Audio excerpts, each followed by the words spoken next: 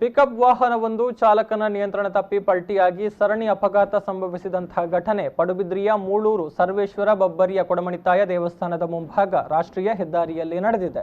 ಶಿವಮೊಗ್ಗದಿಂದ ಮಂಗಳೂರು ಕಡೆಗೆ ಬಾಳೆಹಣ್ಣನ್ನ ಸಾಗಾಟ ಮಾಡ್ತಾ ಇದ್ದಂತಹ ಪಿಕಪ್ ಹೆದ್ದಾರಿಯಲ್ಲಿ ಏಕಾಏಕಿ ಚಾಲಕನ ನಿಯಂತ್ರಣ ತಪ್ಪಿ ಪಲ್ಟಿಯಾಯಿತು.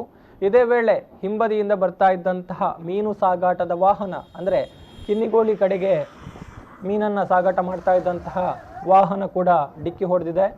ಈ ಸಂದರ್ಭದಲ್ಲಿ ಸರಣಿ ಅಪಘಾತ ಸಂಭವಿಸಿದೆ. ಘಟನೆಯಲ್ಲಿ ಬಾಳೆಹಣ್ಣು ಸಾಗಾಟ ಮಾಡುವಂತಹ ವಾಹನ ಏನಿತ್ತು ಅದರ ಚಾಲಕ ಅಲ್ಪ ಸ್ವಲ್ಪ ಗಾಯಗಳೊಂದಿಗೆ ಅಪಾಯದಿಂದ ಪಾರಾಗಿದ್ದಾನೆ. ಇನ್ನು ಸ್ಥಳಕ್ಕೆ ಕಾಪು ಠಾಣೆಯ ಪೊಲೀಸರು ಆಗಮಿಸಿ ಪರಿಶೀಲನೆಯನ್ನ ನಡೆಸಿದ್ದಾರೆ. ಘಟನೆಯಿಂದಾಗಿ ಕೆಲ ಕಾಲ ಹೆದ್ದಾರಿಯಲ್ಲಿ ವಾಹನ ಸಂಚಾರ ಅಸ್ತವ್ಯಸ್ತಗೊಂಡಿತ್ತು ಎನ್ನುವಂತಹ ಮಾಹಿತಿ ಕೂಡ ತಿಳಿದು ಬಂದಿದೆ.